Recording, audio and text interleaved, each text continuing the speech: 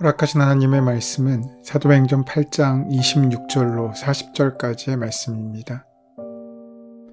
주의 사자가 빌립에게 말하여 이르되 일어나서 남쪽으로 향하여 예루살렘에서 가사로 내려가는 길까지 가라 하니 그 길은 광야라. 일어나 가서 보니 에디오피아 사람 곧 에디오피아 여왕 간다게의 모든 국고를 맡은 관리인 네시가 예배하러 예루살렘에 왔다가 돌아가는데 수레를 타고 선지자 이사야의 글을 읽더라. 성령이 빌립더러 이르시되 이 수레로 가까이 나아가라 하시거늘 빌립이 달려가서 선지자 이사야의 글 읽는 것을 듣고 말하되 읽는 것을 깨닫느냐? 대답하되 지도해 주는 사람이 없으니 어찌 깨달을 수 있느냐 하고 빌립을 청하여 수레에 올라 같이 앉으라 하니라. 읽는 성경 구절은 이것이니 일러스되 그가 도살자에게로 가는 양과 같이 끌려갔고 털 깎는 자 앞에 있는 어린 양이 조용함과 같이 그의 입을 열지 아니하였도다. 그가 굴욕을 당했을 때 공정한 재판도 받지 못하였으니 누가 그의 세대를 말하리요.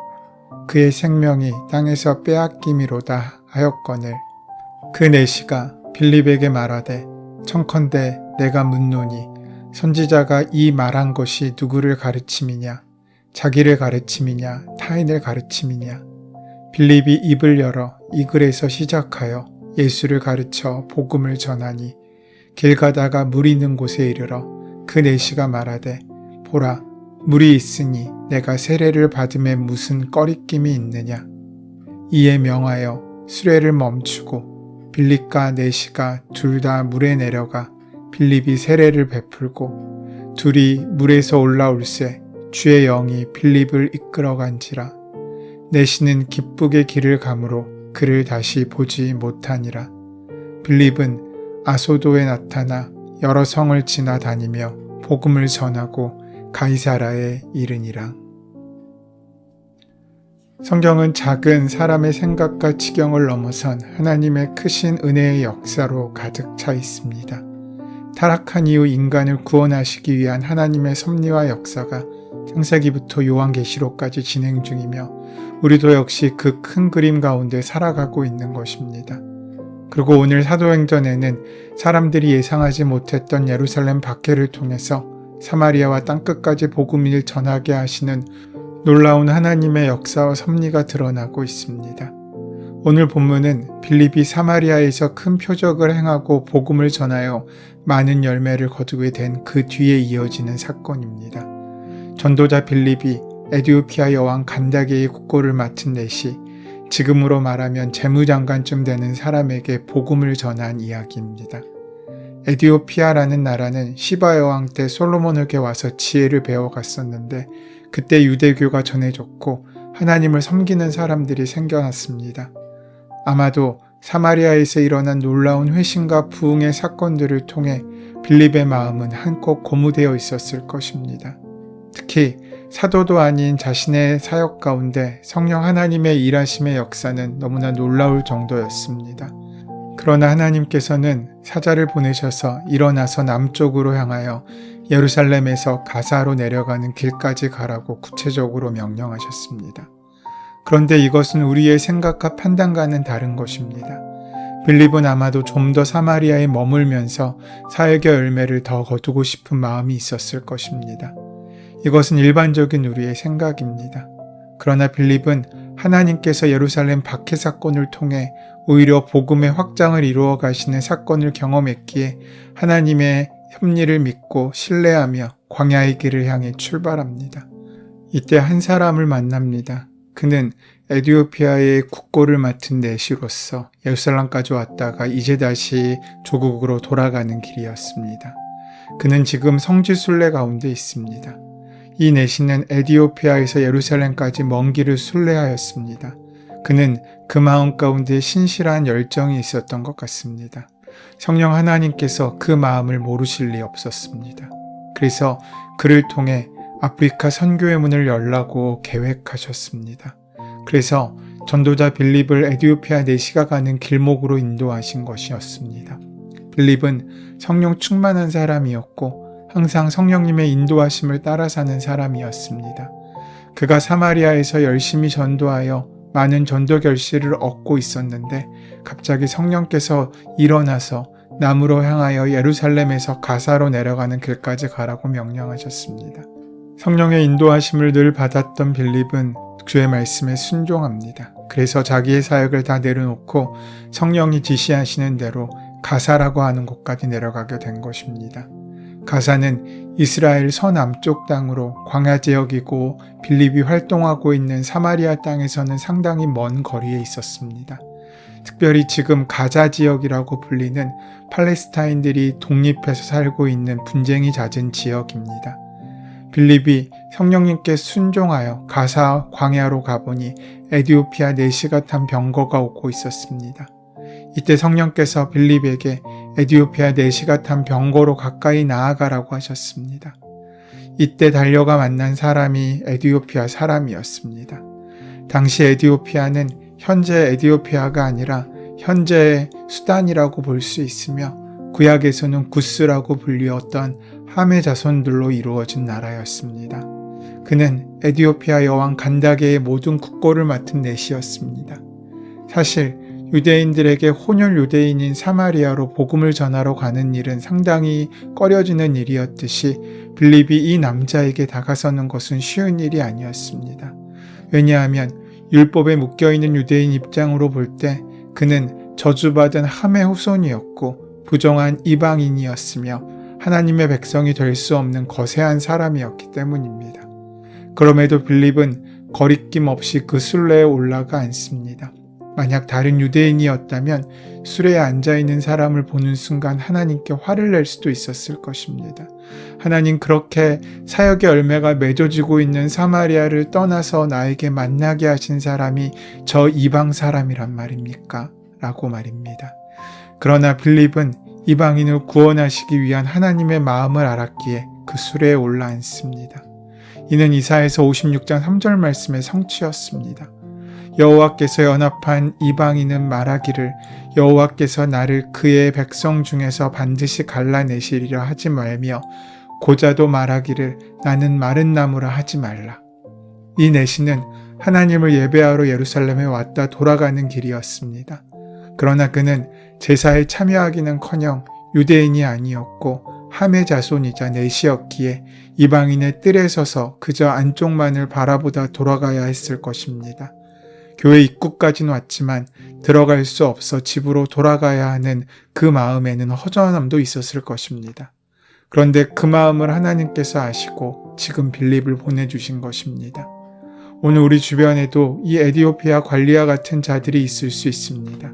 자이든 타이든 나 같은 사람은 교회에서 받아들여질 수 없다라는 생각에 일찌감치 교회의 뜰에 서서 그저 바라만 보고 있는 사람들이 있을 수 있습니다. 그런 사람들에게 우리는 빌립이 되어 그를 향해 달려갈 수 있어야 합니다. 달려가 함께 앉아 그의 이야기를 듣고 복음을 전할 수 있습니다.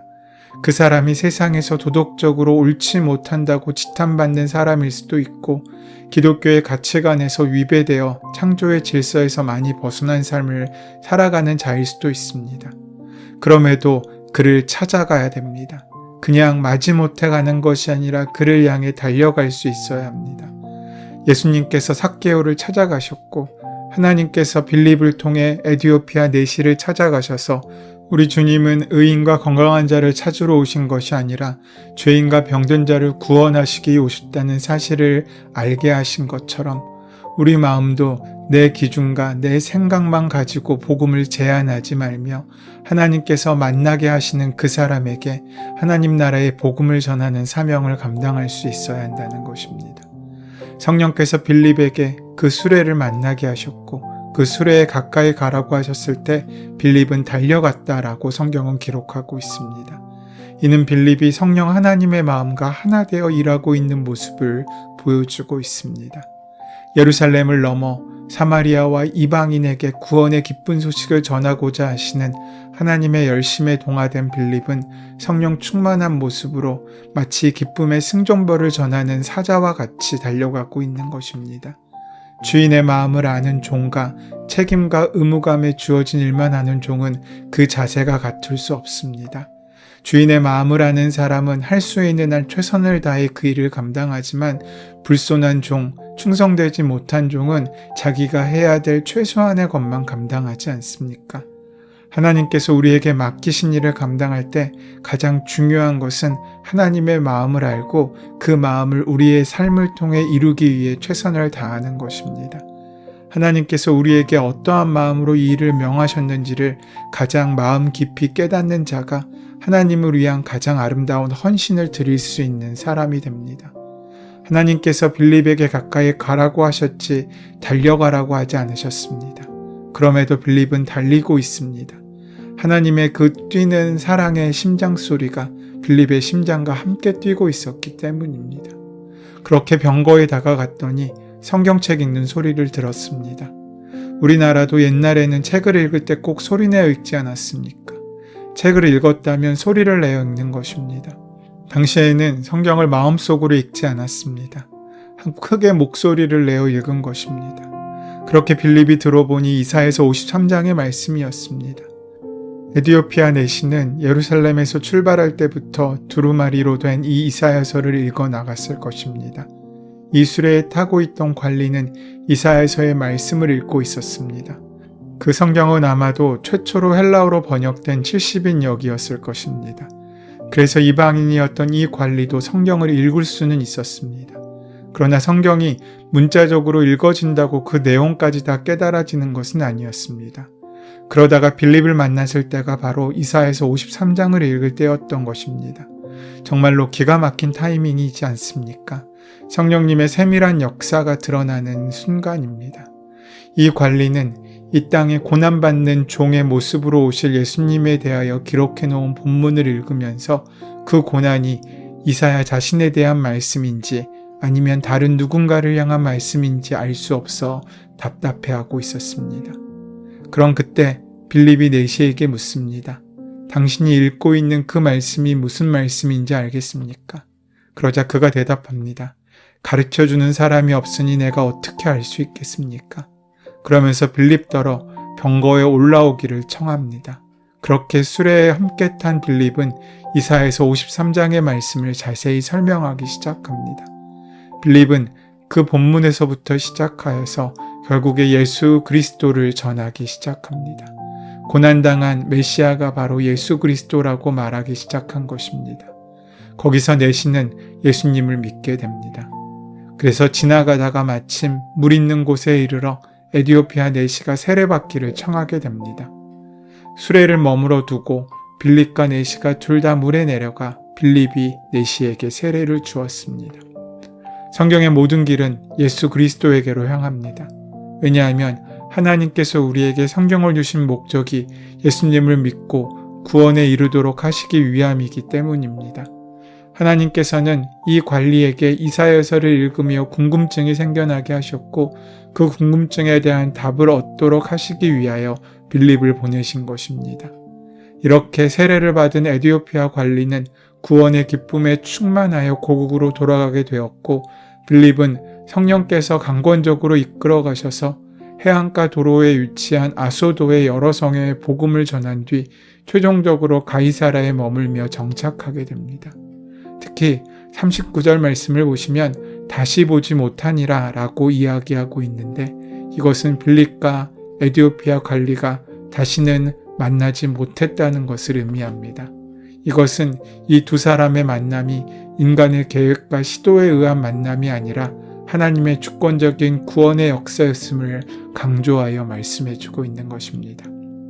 이 관리로 하여금 그날 이사야서 말씀을 읽으며 그 길을 지나가게 하신 분, 사마리아에서 잘 사역하고 있던 빌립을 이끌어 광야길로 가게 하신 분, 곧 우리 주 하나님께서 이 모든 일을 이루어 가고 계신 것입니다. 이것은 우리의 구원도 마찬가지입니다. 우리의 구원은 내 계획이나 내 노력의 결과가 아니라 주님께서 우리를 위해 예비하신 귀한 사랑의 결과이며 주권적인 주님의 은혜의 손길의 역사입니다. 나를 위해 예비하신 수많은 빌립들을 통해 나를 조금씩 주님께로 이끄시고 복음을 믿고 받아들일 수 있도록 인도해 주신 것입니다. 그 사랑을 입은 자로서 우리도 이제 빌립과 같이 누군가를 주님께로 인도하는 징검다리로서의 삶을 살 수 있어야 할 것입니다. 그렇게 우리가 살아가는 모든 삶의 자리에서 아름다운 복음의 발자취로 누군가를 향하여 달려가 주의 복음을 전하는 귀한 삶을 사는 저와 여러분의 하루 되시기를 소원하고 축원합니다. 은혜의 주님, 우리를 사랑하셔서 주님의 구원의 자리에 함께하게 하시니 감사합니다. 이제 우리에게 빌립을 보내주신 것처럼 누군가를 향해 달려가는 빌립의 삶을 살 수 있는 귀한 하루가 될 수 있도록 역사하시고 인도하여 주시옵소서. 예수 그리스도의 이름으로 기도드립니다. 아멘. 이제 이 아침 우리에게 허락하신 본문의 말씀이 나에게 주시는 말씀으로 만나지기 위하여 함께 묵상하시고 기도하는 시간 갖도록 하겠습니다. 함께 기도합니다.